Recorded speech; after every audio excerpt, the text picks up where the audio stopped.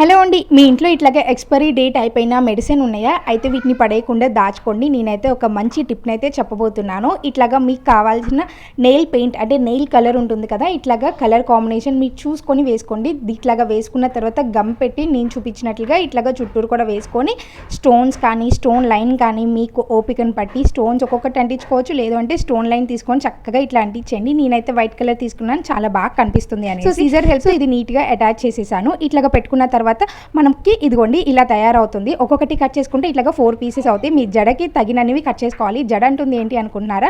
So చూడండి, చాలా బాగుంటుంది. వెనక వైపు ఇట్లాగా గమ్ వేసేసి యూ పిన్స్ని పెట్టి అంటించేయండి. ఇప్పుడు మీరు హెయిర్ అంతా కూడా నీట్గా సెట్ చేసుకొని ఆ తర్వాత ఇట్లాగా మనము హెయిర్లోకి సెట్ చేసుకోవటమే. చూసారు కదా, బయట ఇవి చాలా కాస్ట్లీగా అమ్ముతుంటారు, బట్ ఇంట్లోనే మనం చాలా సింపుల్గా తయారు చేసుకోవచ్చు.